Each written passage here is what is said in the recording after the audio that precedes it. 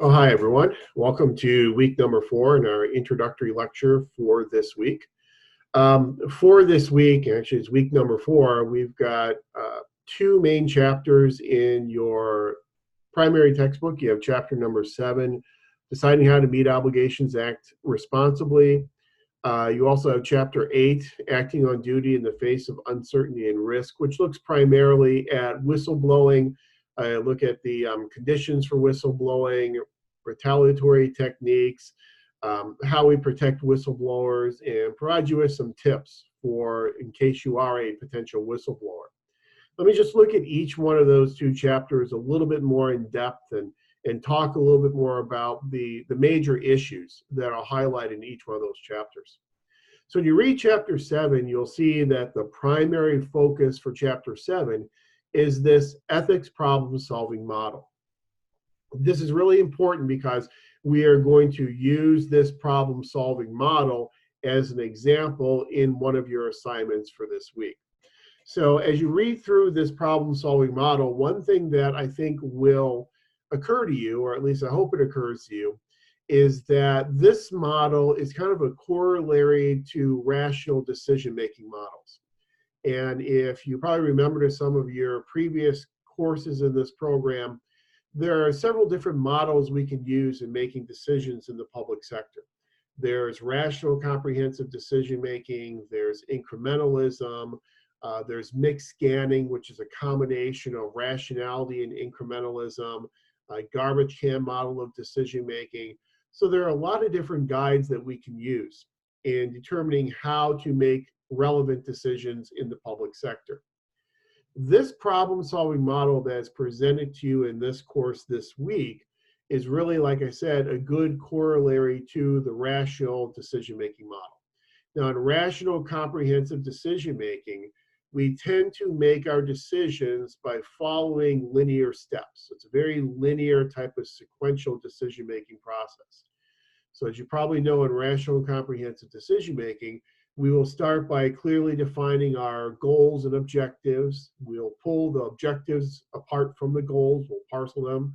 We'll then, after we identify and clearly define our goals and objectives, we'll then go out there and collect all the information that is available for the purpose of putting together a complete and full range of alternative courses of action. Once we put together a full range of alternatives, we will assess those alternatives. We'll then choose the best alternative, and that best alternative then gets implemented. And that's what we consider to be a rational way of making decisions. In this problem-solving model that's presented to you in chapter 7, it's very similar in that you go through linear steps in resolving and solving ethical dilemmas. So the first step is description. You clarify the facts. You look at the stakeholders who are involved in the decision. You assess the interest of those stakeholders.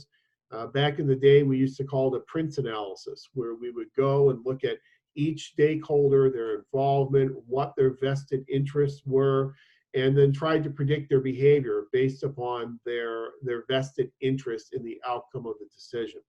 So we assess everyone who is involved, all the relevant stakeholders, clarify the facts, make sure that we understand exactly what is going on. We then move into the second phase, which is analysis. We'll determine our place in the organization. We'll determine what types of professional obligations we're being held to account to. We will analyze the situation by ethical approach. We'd ask questions like virtue-based questions. What would or should a good person do in a similar type of situation? We will assess the ethical principles that could guide our decision-making. We will forecast the results of different types of decisions and try and determine, well, what are the consequences of these different types of decisions that we could possibly make. We will then list out all the options of different types of decisions that we can make. We'll then review those decisions. That list will then choose the best alternative, and we will then provide a justification for why that alternative course of action is the quote-unquote best alternative course of action. We will then implement that decision, we'll monitor it, and we will then evaluate the results of the decision that we made. Again, very similar to rational comprehensive decision-making model.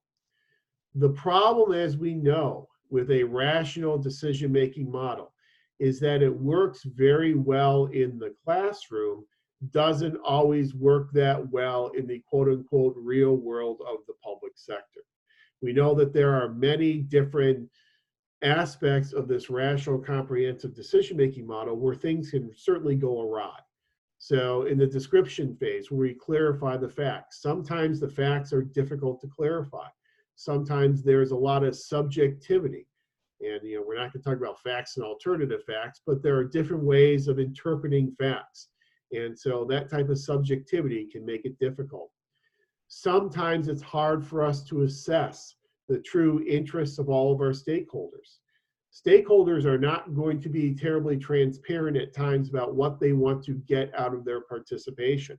They may want to hide the real reason why they are interested in this issue, so it may be difficult for us to get a good, clear, unbiased assessment of the interests of all the parties involved. Sometimes it's difficult for us to know our place in the organization. Some organizations are very complex. Individuals may play a variety of different roles within one given organization. Professional obligations. Sometimes professional obligations will come into conflict with each other. As we had discussed last week, different professions have different codes of conduct. And so you've got your ASPA code of conduct that we presented for last week, those 8 different principles, which govern in general public administrators. But we also know that public administrators are also professionals and that they belong to discrete professions. So the engineering profession will have its own code of conduct. Budget officers, budget analysts will have their own code of conduct. HR professionals will have their own code of conduct. And so sometimes these professional obligations will come into conflict with each other. When they come into conflict with each other, then we have to choose which obligation we are to follow. Sometimes principles don't apply in all situations. We know that from our study of organization theory in previous courses, that the entire principal school of organization theory was criticized, was roundly criticized, in that it was not possible to come up with universal principles that will cover every single situation. Sometimes we don't know what the result of our decisions will be. We can't forecast the consequences and the outcomes of the decisions that we are making. One of the biggest problems, as we know, with rational comprehensive decision making is the ability to put together a truly full range of alternatives. We have what Herb Simon refers to as bounded rationality. We are human beings, so we can only be so rational. We only have limited cognitive abilities. We cannot collect all the information that is available. Even if we could collect all the available information, we certainly would not have the ability to analyze and assimilate all that information. We just don't have those types of cognitive abilities. So limited cognitive abilities places boundaries around our ability to be rational. So it's highly unlikely that we as human beings will be able to generate a full range of alternatives. And this is the Charles Lindblom incrementalism type of discussion we get into with rational comprehensive decision making. Since we have bounded rationality, since we are incapable of putting together a full range of alternatives, it means that we cannot with certainty say that we are choosing the quote-unquote best alternative. The best alternative may be something we've never thought of. We've never even been able to consider this best alternative. So by selecting an alternative from our list of options, we cannot with 100% certainty say this is the best alternative. Rather, like in Lindblom and incrementalism, instead of putting together a full range of alternatives and then selecting the best one, we put together a limited range of alternatives and we engage in what Lindblom refers to as limited successive comparisons. So we'll compare option A to option B, and option B to option C, and option C to option D, and then A to D, and then B to D, and so on and so on. We go through all these iterations of these limited successive comparisons because we do not have the ability to put together that full range of alternatives to begin with.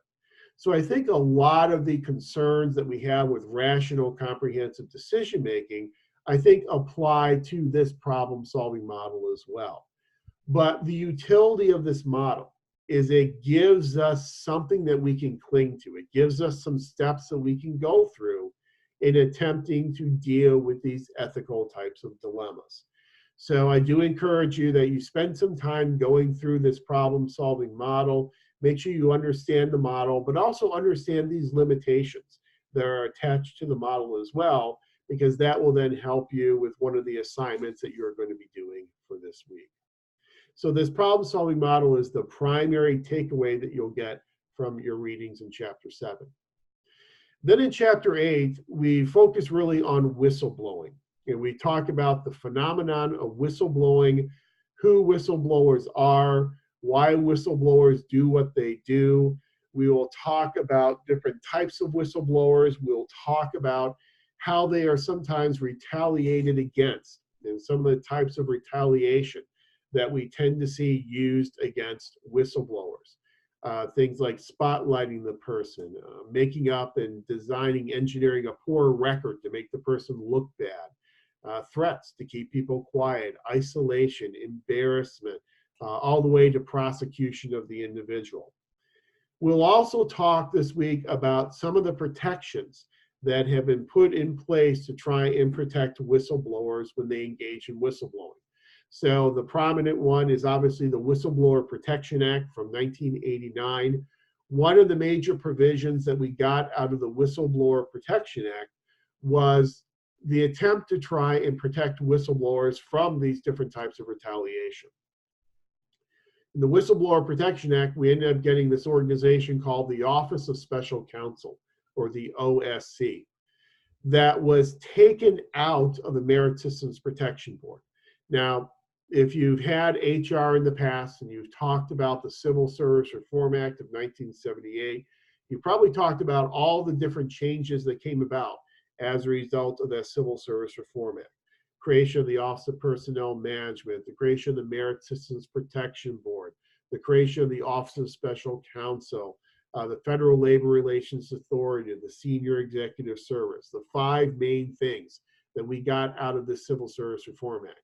But when the Office of Special Counsel, this third agency that was created, when it was originally created, it was created as part of the Merit Systems Protection Board. And the idea was that the Merit Systems Protection Board, the parent organization for the Office of Special Counsel, would operate a little bit differently than the Office of Special Counsel. The Merit Systems Protection Board was created so if someone felt that their civil service protections are being violated, if their individual merit principles are being violated, they could then take their case to the Merit Systems Protection Board, and in a quasi-judicial type of process, the Merit Systems Protection Board could then go and investigate those claims and then render a decision on behalf of that individual employee. So if you were the individual who is being aggrieved, you could then take your case to the Merit Systems Protection Board. But this organization, the Office of Special Counsel, which was created within the Merit Systems Protection Board, it was created to protect whistleblowers. So if you saw someone else's merit principles being violated, or you saw these rules or laws that are being violated that perhaps didn't affect your individual merit principles, but affected other individuals, you could then become a whistleblower and you could then take your case to the Office of Special Counsel. So Merit System Protection Board, if it involved you as an individual. If you were blowing the whistle on something you saw in your organization, then you would take your claim to the Office of Special Counsel. The problem with the original arrangement under the Civil Service Reform Act is that the Office of Special Counsel, because it wasn't its own independent entity, didn't have the requisite staff and resources to keep up with all the whistleblower claims. So you had this huge backlog of claims that was taking months and years for the Office of Special Counsel to go through their investigatory process with each one of these claims. So in the Whistleblower Protection Act, we pull the Office of Special Counsel out of the Merit Systems Protection Board. We make it its own entity with its own budget, with control of its own budget, so that we could staff up the OSC and we could then give it the resources that it really needed to adequately investigate all these whistleblower claims. So we made the OSC much stronger in the Whistleblower Protection Act in 1989. But at least ostensibly, because of the Whistleblower Protection Act, if you are a whistleblower, you have certain protections against retaliatory action on the part of your employer.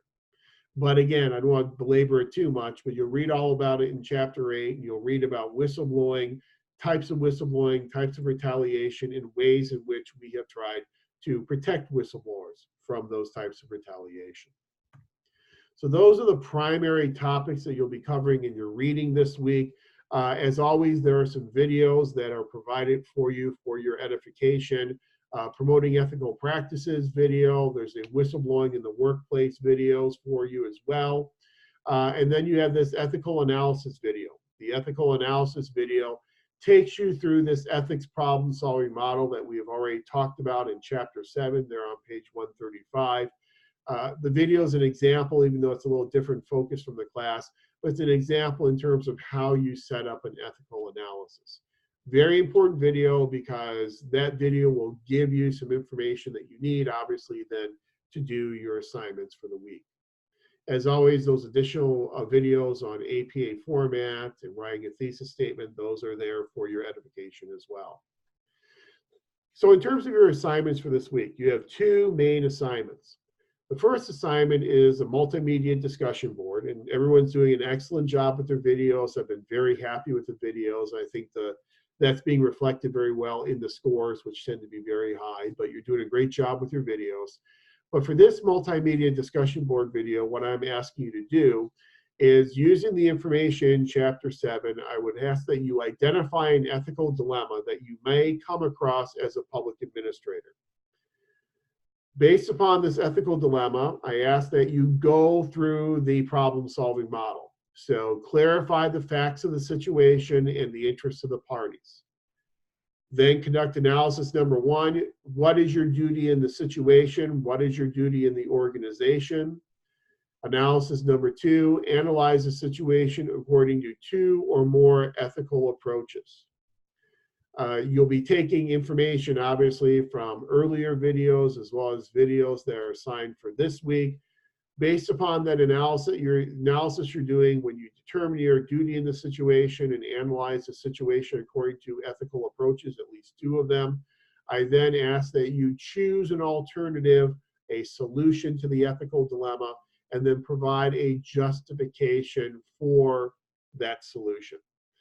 Obviously, what I'm going to be most interested in is that last part. I'm going to be most interested in how you propose to solve the ethical dilemma, and then most importantly, your justification for why that solution is the most appropriate solution.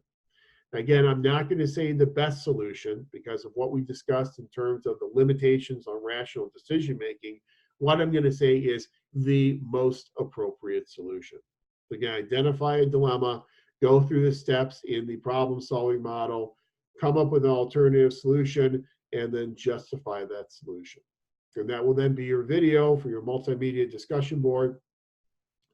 As always, you'll post your video, host your video, Vimeo or YouTube, however you prefer, and then respond to 2 of your colleagues.